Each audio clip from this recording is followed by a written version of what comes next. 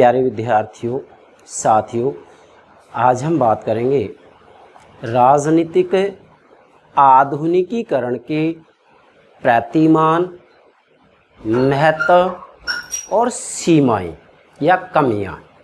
अर्थात आज की वीडियो क्लास में हम राजनीतिक आधुनिकीकरण का समापन कर रहे हैं और समापन में हम 3 बातें ले रहे हैं जो कि प्रत्येक प्रतियोगिता परीक्षा की दृष्टि से बहुत ही महत्वपूर्ण है। क्या क्या? राजनीतिक आधुनिकीकरण के प्रतिमान, पैटर्न्स, ध्यान रखेंगे। मॉडल की चर्चा हमने कर दी है, ध्यान रखना, बहुत महत्वपूर्ण बात है। तो राजनीतिक आधुनिकीकरण के प्रतिमान, राजनीतिक आधुनिकीकरण उपागम का क्या महत्व है और इसी के साथ में इसमें क्या कमी है, इसकी क्या सीमाएं हैं, इन 3 बातों पर आज हम चर्चा करेंगे। यहाँ मैंने आपकी सुविधा के लिए इसके अलग अलग 3 पार्ट बना दिए हैं।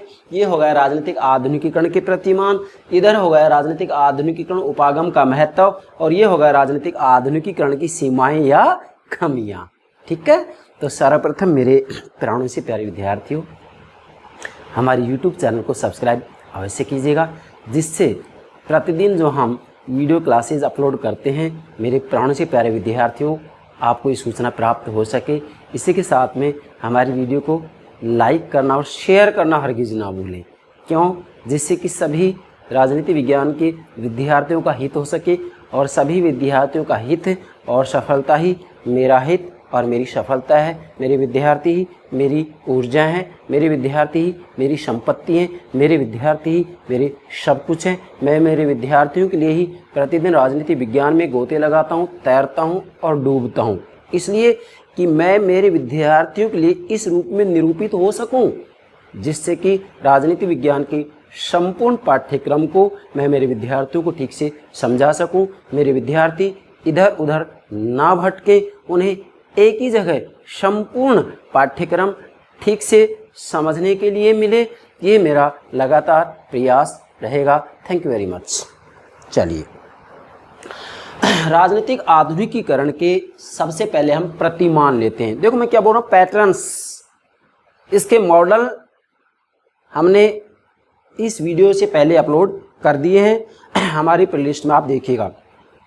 राजनीतिक आधुनिकीकरण का अर्थ, परिभाषा, लक्षण, इसके मॉडल्स, प्रारूप, इन सब के संदर्भ में हमने अलग से वीडियो अपलोड कर दिए हैं, हमारे प्लेलिस्ट में देखिएगा। मेरा कहने का भावार्थ ये है कि मैं प्रत्येक अवधारणा को या प्रत्येक उपागम को क्रमबद्ध रूप में समझा रहा हूँ।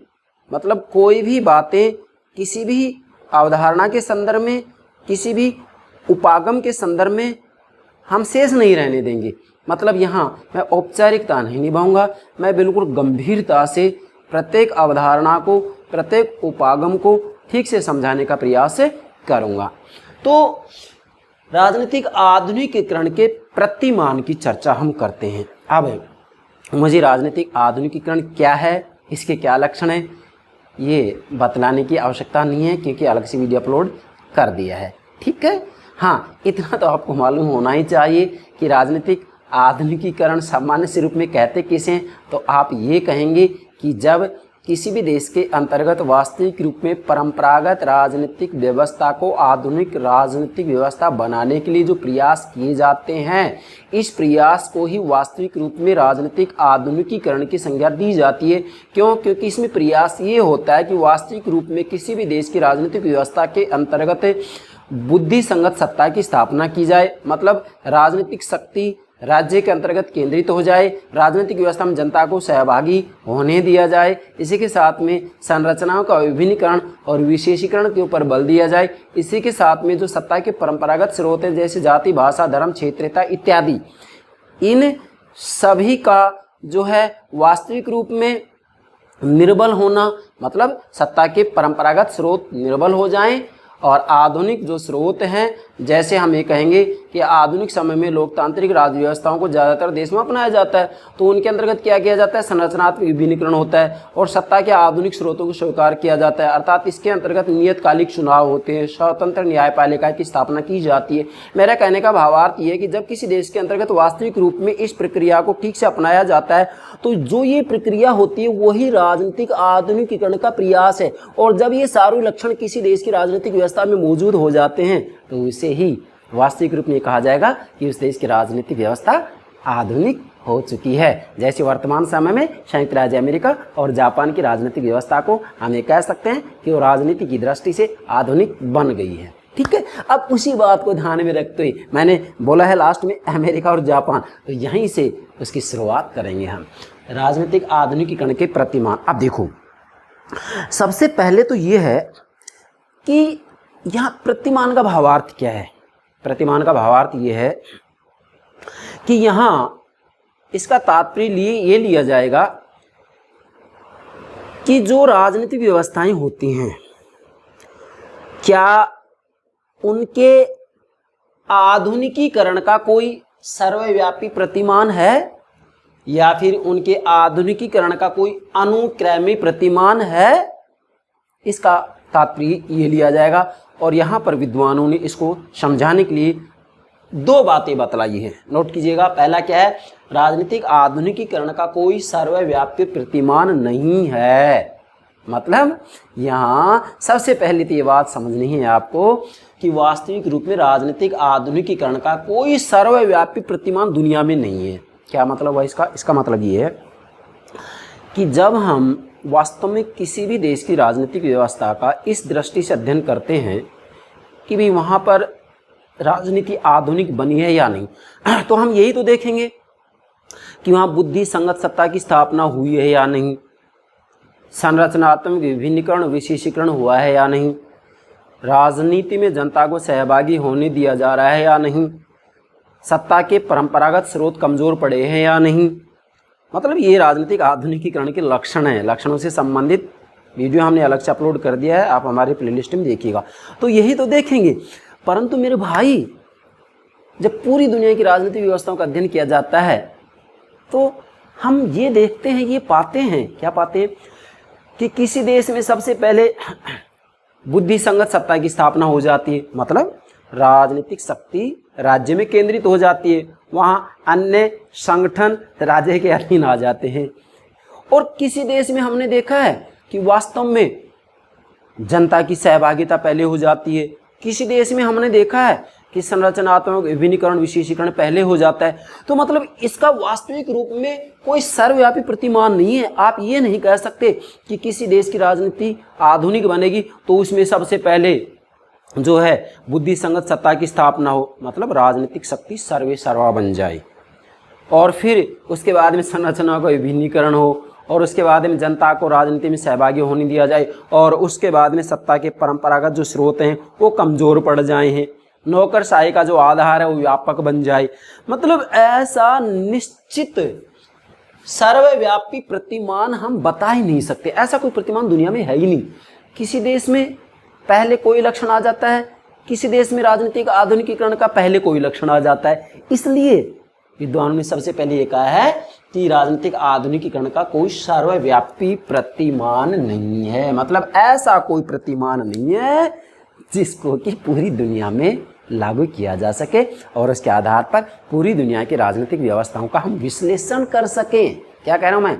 विश्लेषण कर सकें। पहली बात क्लियर। अच्छा, दूसरा देखिएगा। अब यहाँ विद्वान ये कह रहे हैं कि राजनीतिक आधुनिकीकरण का कोई अनुक्रमी प्रतिमान नहीं है। इसका मतलब ये है कि वास्तव में पूरी दुनिया में राजनीतिक आधुनिकीकरण का कोई अनुक्रम भी नहीं है, कोई क्रम भी नहीं है कि किस क्रम से राजनीति का आधुनिकीकरण होगा। इसके बारे में वास्तव में कोई निश्चित क्रम नहीं है। क्या कह रहा हूं मैं? कोई निश्चित क्रम नहीं है। इसके ऊपर भी विद्वानों ने अपना ये मत दिया है। तो कहने का मतलब है कि राजनीतिक आधुनिकीकरण के प्रतिमानों को समझें उससे पहले ये दोनों बिंदु क्लियर होने चाहिए। अब ये बात सत्य है क्या कि राजनीतिक आधुनिकीकरण का कोई सर्वव्यापी प्रतिमान नहीं है, लेकिन फिर भी एक विद्वान है, नाम नोट कीजिएगा, एडवर्ड सिल्स। क्या?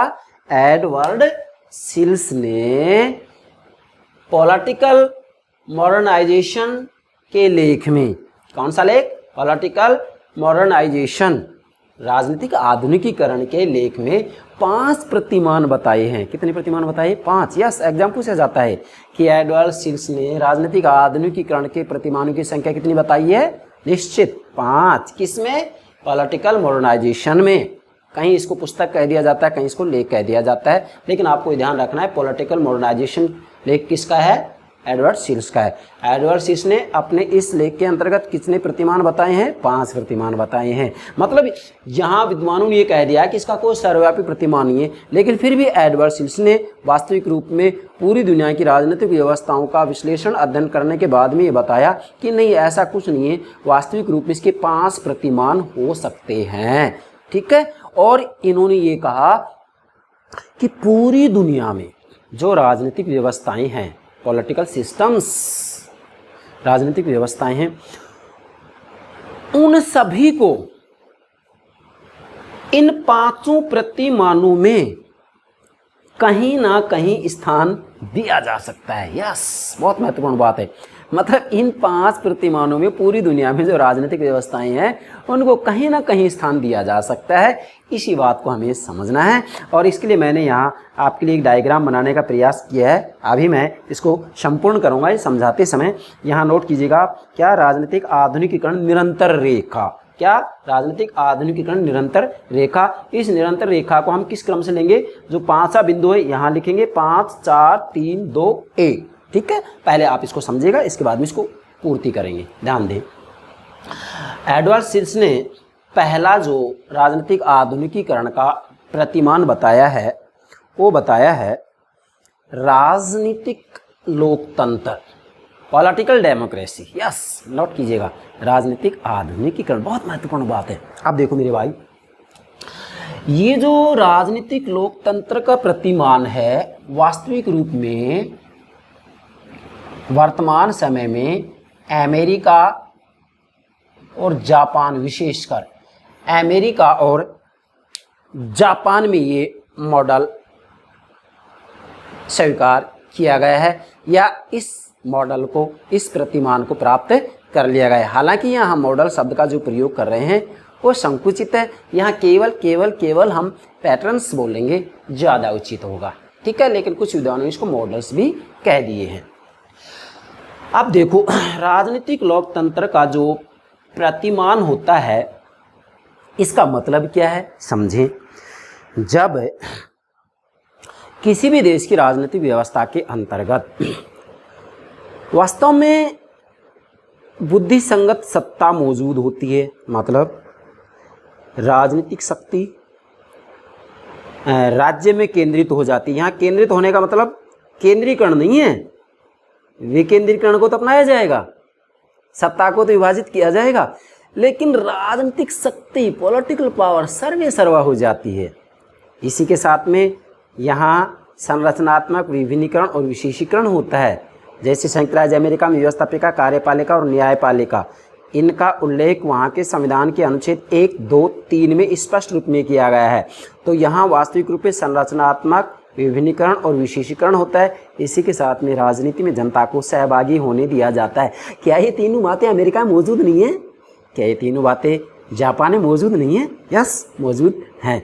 इसी के साथ में यहाँ इस राजनीतिक लोकतंत्र के प्रतिमान में नियतकालिक चुनाव होते हैं, मतलब समय समय पर चुनाव होते हैं। किसी एक ही सत्ताधारी या राजनीतिक दल को सदा के लिए सत्ता नहीं सौंपी जाती है, बल्कि जो निश्चित समय होता है 4 वर्ष, 5 वर्ष, ठीक है, उसी के अनुरूप वास्तविक रूप में चुनाव करवाए जाते हैं। और यहाँ स्वतंत्र, निष्पक्ष और इसी के साथ में सर्वोच्च न्यायपालिकाएं होती हैं, जिन्हें कि वास्तविक रूप में न्यायिक पुनरावलोकन की शक्ति भी किसी न किसी रूप में प्राप्त होती है। मेरे कहने का भावार्थ ये है कि जहां राजनीतिक लोकतंत्र की स्थापना हो जाती है, वहां वास्तविक रूप में राजनीतिक आधुनिकीकरण के जो लक्षण हैं वो लक्षण किसी न किसी रूप में प्राप्त कर लिए जाते हैं। ठीक है, अब ये लक्षण कौन से हैं, इसके लिए आप हमारी प्लेलिस्ट देखिएगा। वैसे मैं यहाँ ज़्यादातर लक्षणों की चर्चा कर रहा हूँ, क्योंकि उन लक्षणों को समझे बिना आप इसको समझ भी नहीं सकेंगे। तो ये बात क्लियर होगी क्या? राजनीतिक लोकतंत्र प्रतिमान के लक्षण क्या हैं? क्लियर है? मतलब राजनीतिक आधुनिकीकरण के जो लक्षण हैं, जो कि मैंने पिछली वीडियो में ठीक से समझा दिए हैं, वो लक्षण किसी न किसी रूप में ऐसी प्रणालियों में, ऐसी राजनीतिक व्यवस्थाओं में प्राप्त कर लिए जाते हैं। मैंने 3 का उदाहरण आपको दिया है। इसी के साथ में चौथा मैं कह सकता हूँ कि जो सत्ता के परंपरागत स्रोत होते हैं वो भी कमज़ोर पड़ जाते हैं, जैसे जाति, भाषा, धर्म, क्षेत्रीयता। ठीक है, वास्तविक रूप में नौकरशाही का जो आधार होता है वो भी व्यापक हो जाता है। मतलब जन साधारण से ही ज़्यादातर नौकरशाही के अंतर्गत सम्मिलित होते हैं, भर्ती किए जाते हैं। मतलब जो स्थायी सरकारी कर्मचारी होते हैं वास्तविक रूप में जन सामान्य से ही भर्ती होकर के आते हैं। मतलब जन सामान्य से ही भर्ती किए जाते हैं, जन सामान्य से ही प्रतियोगिता परीक्षा के माध्यम से यहाँ वास्तविक रूप में भर्ती किए जाते हैं। मतलब ये कुछ ऐसे लक्षण हैं जो कि राजनीतिक लोकतंत्र के हैं। तो कहने का मेरा भावार्थ ये है कि वास्तविक रूप में पूरी दुनिया में जो ये 5 प्रतिमान एडवर्सिल्स बता रहे हैं, इनमें यहाँ हमने नंबर 1 इसको इसलिए दिया है क्योंकि वास्तविक रूप में एडवर्सिल्स यहाँ राजनीतिक लोकतंत्र को ही सर्वश्रेष्ठ सर्वोत्तम प्रतिमान मान के चल रहे हैं। और इनका कहना है कि पूरी दुनिया में सभी देशों की राजनीतिक व्यवस्थाएं किसी न किसी रूप में राजनीतिक लोकतंत्र तक पहुँचने का ही प्रयास कर रही है। जैसे यहाँ पर हम नोट कर देंगे अमेरिका। अमेरिका के अंतर्गत कौन सा प्रतिमान है? कौन सा प्रतिमान है? राजनीतिक लोकतंत्र। और यहाँ हम नोट कर देंगे भूटान। मैं समझाऊंगा आपको। अब यहाँ वास्तविक रूप में जो ये सर्वश्रेष्ठ प्रतिमान राजनीतिक लोकतंत्र है वो अमेरिका और जापान ने प्राप्त कर लिया है। तो यहाँ हमने अमेरिका को स्थान दिया है। इसके ठीक पीछे हम स्थान देंगे भारत को। भारत को क्यों देंगे? क्योंकि वास्तविक रूप में भारत और श्रीलंका, नोट कीजिएगा, भारत और श्रीलंका भी किसी न किसी रूप में राजनीतिक लोकतंत्र के प्रतिमान तक पहुंच गए हैं। वास्तविक रूप में यहाँ बुद्धि संगत सत्ता की स्थापना भी हो गई है, संरचनाओं का विभिन्नीकरण विशेषीकरण भी हो चुका है। इसी के साथ में यहाँ पर राजनीति में जनता को सहभागी होने दिया जा रहा है। ये बात आपको ध्यान में रखनी है। हाँ, भारत में हम ये कह सकते हैं कि जो सत्ता के परंपरागत स्रोत हैं वो अभी भी थोड़ा सा मजबूत बने हुए हैं। इसलिए तो हमने अमेरिका से पीछे स्थान दिया है इसको, कि भारत में अभी राजनीतिक आधुनिकीकरण के कुछ लक्षण ऐसे हैं जो प्राप्त नहीं किए गए, जैसे जाति, भाषा, धर्म से हमारी राजनीति अभी भी प्रभावित होती है। यस, अब दूसरा मॉडल देखेंगे। देखिएगा, राजनीतिक लोकतंत्र अमेरिका और जापान ने ये मॉडल प्राप्त कर लिया, प्रतिमान प्राप्त कर लिया, लेकिन भारत और श्रीलंका भी यहाँ तक कुछ हद तक पहुँच चुके हैं। अब दूसरा मॉडल आता है, दूसरा प्रतिमान आता है अभिभाव की लोकतंत्र। क्या? अभिभाव की लोकतंत्र। बार बार मैं कह रहा हूँ यहाँ मॉडल शब्द का जो प्रयोग कर रहे हैं तो एक प्रकार से हम यहाँ संकुचित बन जाते हैं, इसलिए यहाँ मॉडल के लिए हमने अलग से वीडियो अपलोड किया। यहाँ तो केवल पैटर्न्स प्रतिमान की बात ले रहे हैं। हम पर्यायवाची रूप में इसका प्रयोग अवश्य करें, परंतु वह गलत है। यहाँ केवल केवल केवल प्रतिमान शब्द का प्रयोग किया जाएगा। अभिभाव की लोकतंत्र का प्रतिमान। अब देखो, अभिभाव के लोकतंत्र का प्रतिमान, इसकी पहचान कैसे करेंगे? समझें, जब किसी देश की राजनीतिक व्यवस्था के अंतर्गत वास्तव में जो संरचनात्मक व्यवस्थाएं होती हैं उनको तो सैद्धांतिक रूप में स्वीकार कर लिया जाता है। मतलब जो राजनीतिक लोकतंत्र की संरचनात्मक व्यवस्थाएं हैं उनको तो स्वीकार कर लिया जाता है। जैसे संरचना का विभिन्नीकरण हो जाता है, यहाँ स्वीकार किया जाएगा। इसी के साथ में यहाँ वास्तविक रूप में किसी न किसी रूप में जनता को भी राजनीति में सहभागी होने दिया जाता है। इसी के साथ में राजनीतिक शक्ति भी किसी न किसी रूप में सर्वोपरि होती है, परंतु व्यवहार में स्थिति अलग होती है। सैद्धांतिक रूप में तो राजनीतिक लोकतंत्र की संरचनात्मक व्यवस्थाओं को अभिभाव के लोकतंत्र में अपना लिया जाता है, लेकिन व्यवहार में होता क्या है? व्यवहार में यहाँ वास्तविक रूप में कार्यपालिका ही सर्वे सर्वा होती है। क्या कह रहा हूँ? कार्यपालिका ही सर्वे सर्वा होती है और यहाँ पर स्वतंत्र निष्पक्ष न्यायपालिका नहीं होती है। इसी के साथ में वास्तविक रूप में यहाँ जो कुछ भी निर्णय लिया जाता है वह कार्यपालिका के द्वारा ही लिया जाता है। इसलिए वास्तव में यहाँ राजनीतिक लोकतंत्र की संरचनात्मक व्यवस्थाएं तो होती हैं, लेकिन वास्तव में जो व्यवहार या प्रक्रिया की बात आती है तो उसके अंतर्गत वास्तव में राजनीतिक लोकतंत्र की संरचनात्मक व्यवस्थाओं का कोई महत्व नहीं होता है।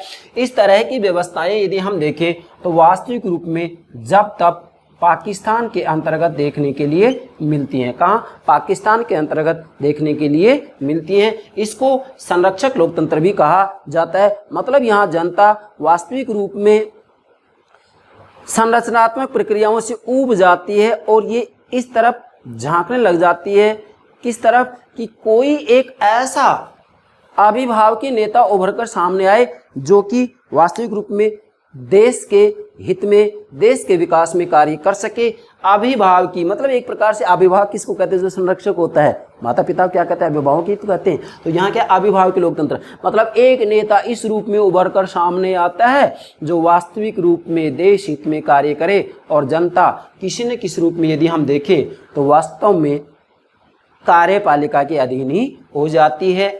ये बात आपको ध्यान में रखनी है। तीसरा मॉडल है या प्रतिमान है आधुनिकीकरणशील गुटतंत्र। आधुनिकीकरणशील गुटतंत्र, ऐसा प्रतिमान यदि हम देखें तो वास्तव में इसके अंतर्गत होता क्या है कि संरचनात्मक व्यवस्थाएं भी यहाँ नहीं होती हैं। मतलब यहाँ ना तो बुद्धि संगत सत्ता की स्थापना होती है, ना यहाँ संरचनात्मक विभिन्नीकरण होता है, व्यवस्थापिका, कार्यपालिका, न्यायपालिका की अलग रूप में स्थापना नहीं की जाती है, ना यहाँ स्वतंत्र निष्पक्ष न्यायपालिका होती है, और यहाँ वास्तविक रूप में सारी जो राजनीतिक शक्ति होती है वह गुट तंत्र के हाथों में आ जाती है, जिसे कि सैनिक तंत्र या सैनिक शासन की संज्ञा भी दी जा सकती है। तो यहाँ किसी भी रूप में जनता को राजनीति में सहभागी नहीं होने दिया जाता है। इस तरह का प्रतिमान यदि हम देखते हैं तो वास्तविक रूप में हम ये कह सकते हैं, क्या कह सकते हैं कि फ्रांस के अंतर्गत ये हमें देखने के लिए मिलता है। ठीक है, जबकि वहाँ हमें देखें जनरल डी गॉल ने फ्रांस का जो संविधान बनाया था उससे पहले वहाँ आए दिन मंत्रिमंडल का गठन होता था। इसलिए जनता ने संपूर्ण रूप में उस नेता को शक्ति दे दी कि आपकी जैसी इच्छा हो फ्रांस के लिए संविधान बनाइएगा। तो वास्तविक रूप में यहाँ जो राजनीतिक शक्ति होती है वह एक गुट के हाथों में चली जाती है, और यहाँ राजनीति में जनता को किसी भी रूप में सहभागी नहीं होने दिया जाता है, ना ही यहाँ संरचनाओं का विभिन्नीकरण और विशेषीकरण होता है। इसी के साथ में यहाँ वास्तविक रूप में देखा जाए तो जनता स्वतंत्र और निष्पक्ष न्यायपालिका के अधीन भी नहीं होती है, अर्थात यहाँ व्यक्ति की स्वतंत्रता की सुरक्षा करने वाला भी कोई नहीं होता है। और चौथा जो प्रतिमान है वो है सर्वाधिकारी गुटतंत्र। नोट कीजिएगा, सर्वाधिकारी गुटतंत्र। सर्वाधिकारी गुटतंत्र का एग्जाम्पल यदि हम लें दुनिया में तो वास्तविक रूप में वर्तमान में चीन है और पूर्व सोवियत संघ है। पूर्व सोवियत संघ या रूस, ठीक है, पूर्व सोवियत संघ 1991 में इसका विघटन हो गया है, तो इसका रूस का भावार्थ भी पूर्व सोवियत संघ से ही लेंगे। अब यहाँ इसका मतलब क्या है? इसका मतलब यह है कि सर्वाधिकारी गुटतंत्र के अंतर्गत वास्तविक रूप में देखा जाए तो एक दल सर्वे सर्वा होता है। एक दल, यहाँ सर्वाधिकारी गुटतंत्र, एक दल सर्वे सर्वा होता है।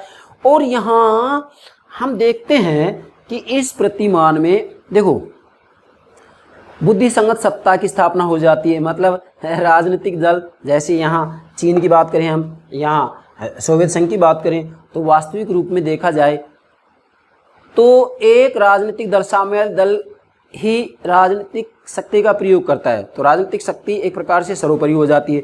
यहाँ संरचनाओं का विभिन्नीकरण भी होता है, व्यवस्थापिका, कार्यपालिका, न्यायपालिका की स्थापना भी की जाती है। यहाँ जनता को भी राजनीति में सहभागी होने दिया जाता है। तो इस हिसाब से देखा जाए तो यहाँ राजनीति आधुनिक है? नो, आधुनिक नहीं है। कैसे? वास्तव में यहाँ बुद्धि संगत सत्ता तो है, लेकिन किसके हाथ में मेरे भाई? सब कुछ साम्यवादी दल है।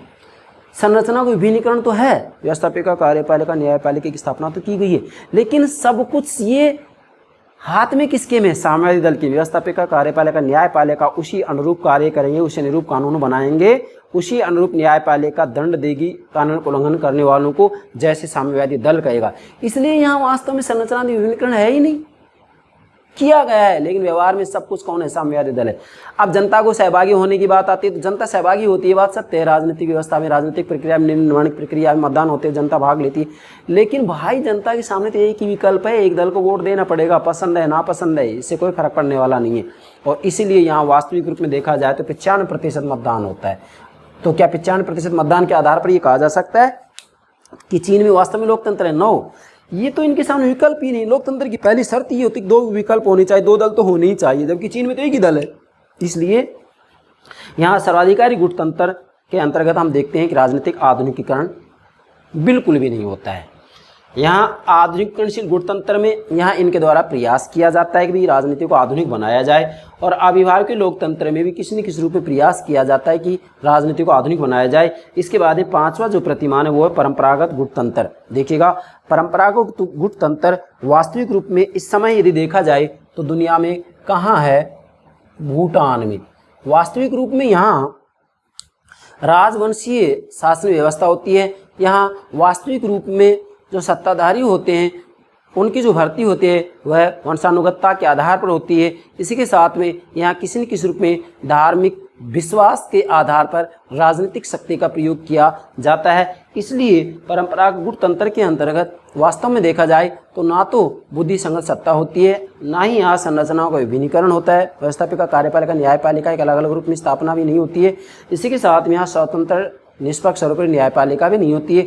इसी के साथ में यदि हम देखें तो यहाँ जो सत्ता के परंपरागत स्रोत होते हैं वो कमज़ोर नहीं होते हैं, बल्कि सत्ता के परंपरागत स्रोत बहुत शक्तिशाली होते हैं, जैसे धर्म। तो भूटान में तो वास्तविक रूप में धर्म ही सत्ता का महत्वपूर्ण स्रोत है। इसलिए परंपरागत गुटतंत्र राजनीतिक लोकतंत्र का बिल्कुल विपरीत प्रतिमान है। क्या कहा है मैंने?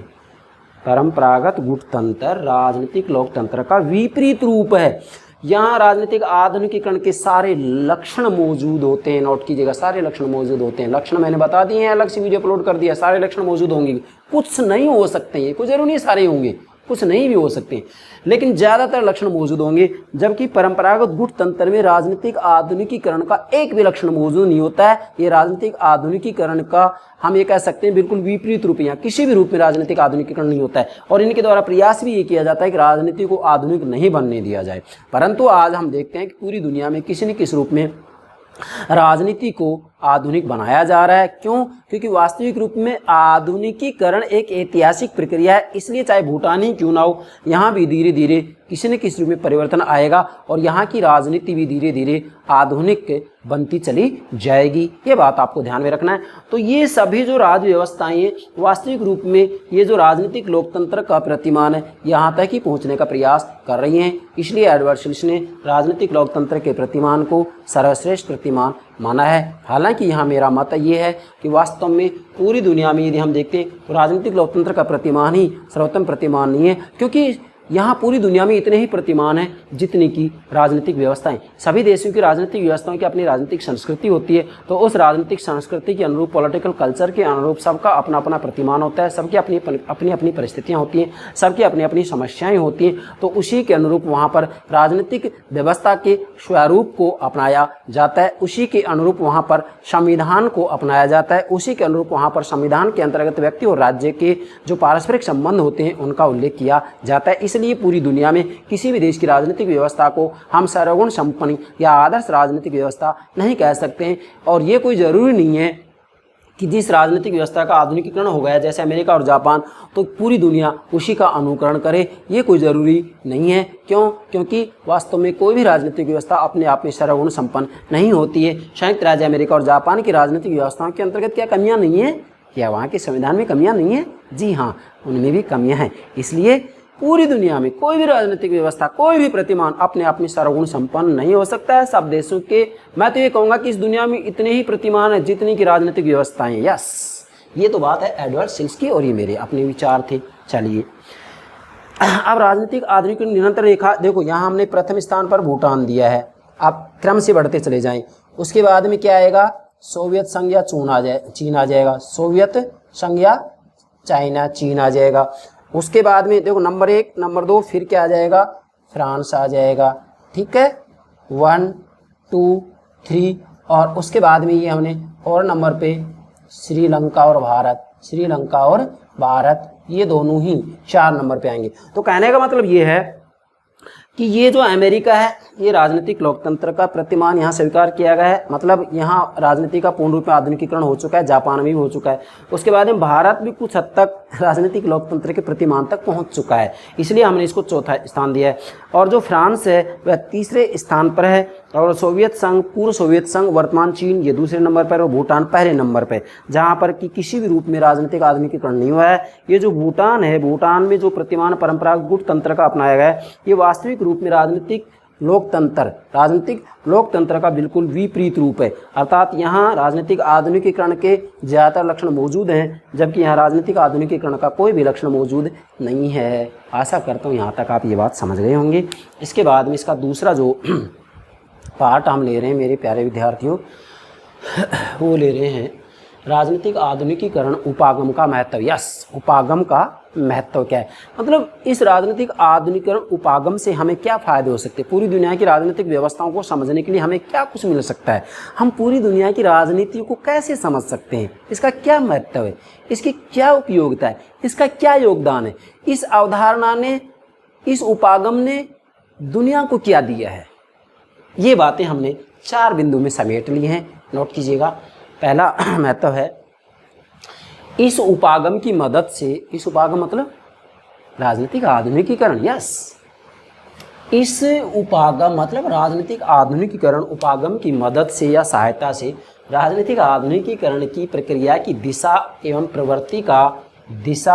प्रवृत्ति का तुलनात्मक अध्ययन किया जा सकता है। क्या मतलब हुआ कि राजनीतिक आधुनिकीकरण उपागम की सहायता लेते हुए हम पूरी दुनिया में किसी भी देश की राजनीतिक व्यवस्था में आधुनिकीकरण की क्या दिशा है, कौन सी प्रवृत्ति है, हम भाई इसका ठीक से तुलनात्मक अध्ययन कर सकते हैं। कैसे कि किस देश में बुद्धि संगत सत्ता हुई है या नहीं, किस देश में संरचनात्मक विभिन्नीकरण हुआ है या नहीं, किस देश में सत्ता के जो परंपरागत स्रोत कमजोर हुए या नहीं, जाति भाषा धर्म क्षेत्रीयता इत्यादि। इसी के साथ में किसी देश में राजनीति में जनता को सहभागी होने दिया जा रहा है नहीं, किस देश में नौकरशाही का व्यापक आधार है या सीमित आधार है, मतलब समृद्ध वर्ग से वास्तव में नौकरशाही में व्यक्ति भर्ती होते हैं या जनसाधारण से नौकरशाही में व्यक्ति भर्ती होते हैं। नौकरशाही मीन्स जो स्थायी सरकारी कर्मचारी होते हैं, स्थायी सरकारी अधिकारी होते हैं, उनकी तरफ संकेत है। तो किसी देश के अंतर्गत क्या होता है, समृद्ध वर्ग से ही भर्ती किए जाते हैं, किसी देश में जन सामान्य से भर्ती किए जाते हैं। तो वास्तविक रूप में देखा जाए तो इसकी हम ठीक से तुलना कर सकते हैं और इस तुलना के आधार पर हम ये बता सकते हैं कि उस देश में राजनीतिक आधुनिकीकरण की दिशा कौन सी है और उसकी प्रवृत्ति क्या है। यस, अब इसका जो दूसरा महत्व है वो है इस उपागम मतलब राजनीतिक आधुनिकीकरण उपागम, इस उपागम की मदद से या सहायता से राजनीतिक व्यवस्था राजनीतिक आधुनिकीकरण के उद्देश्य की प्राप्ति के लिए सफल प्रयत्न कर सकती है। क्या मतलब हुआ, मतलब इस उपागम से ये भी बात स्पष्ट होती है कि किसी देश की राजनीति आधुनिक हुई है या नहीं और उनको आधुनिक बनना है, तो इस उपागम की सहायता लेते हुए उस देश की राजनीति आधुनिक बन सकती है। कैसे भाई, वहाँ ये प्रयास किया जाए कि सबसे पहले तो राजनीतिक शक्ति को जो है राज्य में केंद्रित किया जाए, मतलब वहाँ जो अन्य प्रकार के संगठन होते हैं, गुट होते हैं, जो जातीय समुदाय होते हैं, वो सब राजनीतिक शक्ति के अधीन आ जाएं, मतलब राज्य में शक्ति केंद्रित हो जाए, राजनीतिक शक्ति सर्वोपरि बन जाए। इसके बाद में प्रयास ये किया जाए कि वहाँ पर संरचनाओं को विभिन्नीकरण किया जाए, विशेषीकरण किया जाए, व्यवस्थापिका, कार्यपालिका, न्यायपालिका की स्थापना की जाए। इसी के साथ में ये अपने अपने कार्यों को ठीक से करें, अपनी भूमिका ठीक से निभाएं, ऐसी व्यवस्था की जाए। इसके बाद में वहाँ राजनीति में जनता को सहभागी होने दिया जाए। इसके बाद में वहाँ जो सत्ता के परंपरागत स्रोत, जाति भाषा धर्म क्षेत्रीयता, इनको कमज़ोर करने का प्रयास किया जाना चाहिए। जैसे भारत के अंतर्गत वास्तविक रूप में 47 से पहले हम देखते हैं तो राजा महाराजे सब कुछ हुआ करते थे, और आज भी हम देखते हैं तो किसी न किसी रूप में प्रत्यक्ष या अप्रत्यक्ष रूप में राजा महाराजाओं का जाति भाषा धर्म क्षेत्रीयता इत्यादि का राजनीति के ऊपर प्रभाव अवश्य है। तो मेरा कहने का मतलब ये है कि इन कुछ बातों को देखते हुए किसी भी देश की राजनीतिक व्यवस्था जो आधुनिक बनना चाहती है वह इस उपागम का सहारा लेते हुए, इस उपागम की सहायता लेते हुए अपने देश की राजनीति को आधुनिक बना सकते हैं। यस, तीसरा, इससे राजनीतिक विकास की जानकारी प्राप्त की जा सकती है। यस, इस उपागम की सहायता से ये भी पता लगा जा सकता है कि भाई वहाँ वास्तविक रूप में राजनीति का विकास हो रहा है या नहीं। हाँ, जब भाई एक बात बताइए, राजनीतिक आधुनिकीकरण तभी होगा जबकि सामाजिक, आर्थिक, सांस्कृतिक, मनोवैज्ञानिक, बौद्धिक सभी क्षेत्रों में जनता की मनोवृत्ति में परिवर्तन आए, और ये परिवर्तन होगा तो ही उस देश की राजनीति आधुनिक होगी। परंतु ये सारे परिवर्तन जब आ जाते हैं तो उससे उस देश की राजनीति का विकास भी होता है मेरे भाई। इसलिए इस उपागम से राजनीतिक विकास की जानकारी प्राप्त की जा सकती है कि उस देश में राजनीति विकसित हुई है या नहीं हुई है। और चौथा जो इसका महत्व है या उपयोगिता है वो है किसी राजनीतिक व्यवस्था में मौजूद तनावों, खिंचावों एवं दबावों को समझने में ये उपागम सहायक है। मतलब राजनीतिक आधुनिकीकरण उपागम की सहायता से पूरी दुनिया में किसी भी देश की राजनीतिक व्यवस्था, पॉलिटिकल सिस्टम, राजनीतिक व्यवस्था में क्या तनाव है, क्या समस्याएं, क्या खिंचाव है, क्या दबाव है, इनको ठीक से समझा जा सकता है। भाई किसी देश में जाति, भाषा, धर्म जैसे सत्ता के स्रोत राजनीतिक प्रभावित कर रहे हैं तो क्या उस देश की राजनीति आधुनिक हो सकती है? नहीं हो सकती है। और वहाँ ऐसे समूह नित्य नई समस्याएं पैदा करेंगे। और किसी देश में बुद्धि संगत सत्ता नहीं है, मतलब राजनीतिक शक्ति राज्य में केंद्रित नहीं है, हम ये कहेंगे सभी समूह में, संगठनों में बटी हुई है, तो वहाँ भी आपस में आपसी विवाद होगा, तनाव होगा, संघर्ष होगा। तो कहने का भावार्थ ये है कि इस उपागम से किसी भी देश की राजनीतिक व्यवस्था में जो तनाव हैं, खिंचाव हैं, दबाव हैं, उनको समझने में सहायता मिलती है। और जब उनको समझने में सहायता मिलती है तो उन समस्याओं को दूर करने में भी सहायता मिलती है। यस, यह उपागम ठीक से समझ जाते हैं ना तो किसी भी देश में वास्तव में जो राजनीतिक व्यवस्था है उसके सामने जो समस्याएं हैं, तनाव हैं, खिंचाव हैं, दबाव हैं, उनको हम समझ जाते हैं। और समझ जाते हैं तो उनको दूर करने का प्रयास भी किया जाता है और उनको दूर भी किया जा सकता है। इससे ज़्यादा और इस उपागम का क्या योगदान हो सकता है? ठीक है, इसके बाद में इसका तीसरा पार्ट नोट कीजिएगा, राजनीतिक आधुनिकीकरण की सीमाएं या कमियां। मतलब राजनीतिक आधुनिकीकरण उपागम में क्या कमियां हैं? ये तो योगदान हो गया, मैं तो हो गया, परंतु इसमें कुछ कमियां भी हैं। क्या है? इसमें कुछ कमियां भी हैं। अब कमियां हैं, कमियों का भावार्थ क्या होगा कि भी राजनीतिक आधुनिकीकरण में क्या कुछ ऐसी कमियां हैं जिनकी वजह से राजनीतिक व्यवस्थाओं का हम ठीक से तुलनात्मक अध्ययन नहीं कर पाते हैं। तो वो कौन कौन सी बातें हैं देखिएगा, आपके सामने बिल्कुल सामान्य है। नंबर 1 कमी, अर्थ एवं लक्षणों के बारे में विद्वानों में सर्वसम्मति का अभाव है। क्या मतलब हुआ भाई? राजनीतिक आधुनिकीकरण उपागम की ये पहली कमी है क्या कि राजनीतिक आधुनिकीकरण क्या चीज़ है, इसके अर्थ पर अभी तक विद्वानों में सहमति नहीं बन पाई है। इसके अर्थ के बारे में हमने अलग से वीडियो अपलोड कर दिया है। तो वास्तव में वहाँ जो अर्थ है ना, पूरी दुनिया में इसके ऊपर सहमति नहीं बन पाई अभी तक भी कि राजनीतिक आधुनिकीकरण किसको माना जाए।